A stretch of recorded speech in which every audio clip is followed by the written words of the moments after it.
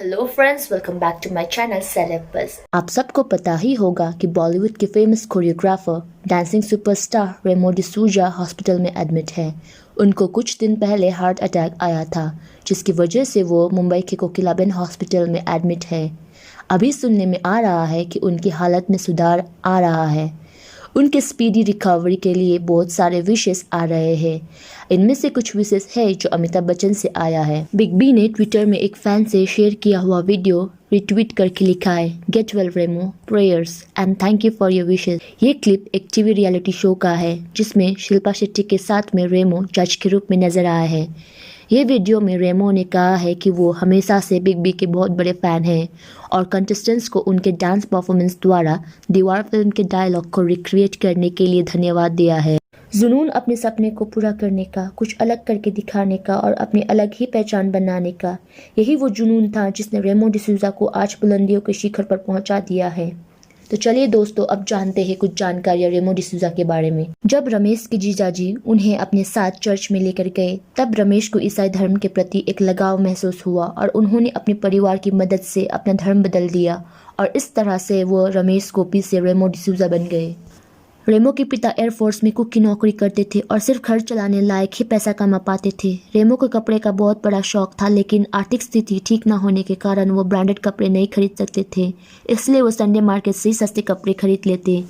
जैसे जैसे रेमो बड़े होते गए, वो अपने परिवार के प्रति और जिम्मेदारी लेने लगे ताकि घर में कुछ ज़्यादा पैसा आए। इसके लिए उन्होंने अलग अलग छोटे मोटे काम करना शुरू कर दिया। वो बेकरी में काम करने लगे, राशन की दुकान में और साइकिल रिपेयर की दुकान में काम करने लगे। माता पिता पैसों की तंगी के कारण उन्हें डांस क्लासेस नहीं भेज सकते, ना ही रेमो के घर में टीवी था जिसे देख के वो डांस सीखे।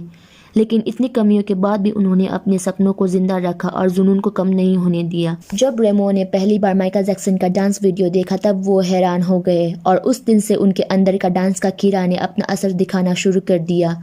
उस दिन से उन्होंने माइकल जैक्सन को अपना गुरु मान लिया और माइकल जैक्सन का वीडियोस देखकर खुद डांस सीखने लगे और उनके डांस सीखते सीखते उन्होंने खुद अपना एक्स्ट्रा स्टेप्स डाला अपने डांस में। जब वो 12th की एग्ज़ाम की तैयारी कर रहे थे, तब उनके एक दोस्त ने उनको एक विज्ञापन के बारे में बताया जिसमें मुंबई में कुछ एक्टर्स की ज़रूरत थी।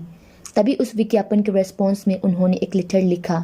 जब उस लेटर का रिप्लाई आया, तब वो अपनी पढ़ाई छोड़ के अपने सपने को पूरा करने के लिए मुंबई निकल पड़े। उनके माता पिता ने उनको 1 महीने का समय दिया। अगर वो उस समय में कुछ ना कर पाए तो वापस लौट आएंगे।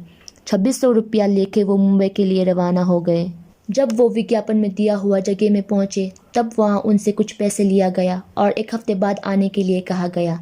लेकिन जब वो 1 हफ्ते बाद फिर से उस जगह में पहुंचे, तब वहाँ कोई कंपनी नहीं था, वो सिर्फ एक फ्रॉड कंपनी था। तब रेमो ने कसम खाई कि जब तक वो सब वापस नहीं पा लेते जो उन्होंने खोया है, वो मुंबई से कहीं नहीं जाएंगे। उस समय ना तो उनके पास पैसा था, ना ही कोई काम जिसे करके वो कुछ पैसा कमा सके, लेकिन वो खुद को एक खुशकिस्मत मानते हैं कि उन्हें एक परिवार ने अपने घर पर रहने को दिया और बदले में कभी भी कुछ नहीं मांगा। उसके बाद रेमो ने डांस क्लास शुरू की, जिसके बाद जल्द ही अपने 3 और दोस्तों की मदद से उन्होंने और 2 डांस क्लासेस खोला। वो सुबह, दोपहर और शाम को इन डांस क्लासेस में डांस सिखाते थे। उनकी मेहनत तब रंग लाई जब ऑल इंडिया डांस कंपटीशन में वो फर्स्ट आए। तब वो लोगों की नज़र में आना शुरू हुए। उस समय वो और उनके दोस्तों का रंगीला फिल्म के लिए सिलेक्शन हो गया।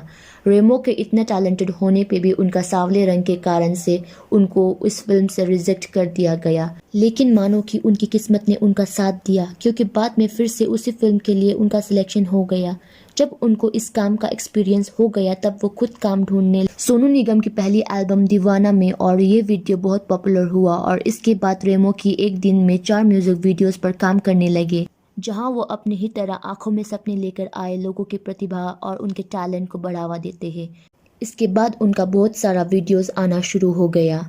फिर डांस इंडिया डांस में जज करने से लेकर खुद हिट मूवीज़ डायरेक्टर करने तक उन्होंने वो हर काम किया जिसका उन्होंने कभी सपना देखा था, और आज उनका खुद का शो डांस प्लस है। जहां वो अपनी ही तरह आंखों में सपने लेकर आए लोगों की प्रतिभा और उनके टैलेंट को बढ़ावा देते हैं। डांस कोरियोग्राफी को लेकर उनको कई सारा अवार्ड्स मिल चुका है, जिनमें से एक है national film award for choreography, जो उन्हें फिल्म के गाने दीवानी मस्तानी के कोरियोग्राफ के लिए मिला था। तो दोस्तों, ये थी कहानी रेमो डिसूजा की, जिन्होंने कभी भी अपनी आर्थिक स्थिति को, अपनी परेशानियों को अपने सपने के आड़ नहीं आने दिया, जिन्होंने अपने जुनून से और अपनी मेहनत से अपना सपना पूरा कर लिया। तो दोस्तों, आपको रेमो का कौन सा डांस वीडियो सबसे ज़्यादा पसंद है, हमें नीचे कमेंट करके ज़रूर बताइएगा। और अगर आपको ये वीडियो पसंद आया हो तो इस वीडियो को लाइक करें और हमारे चैनल को ज़रूर सब्सक्राइब करिएगा।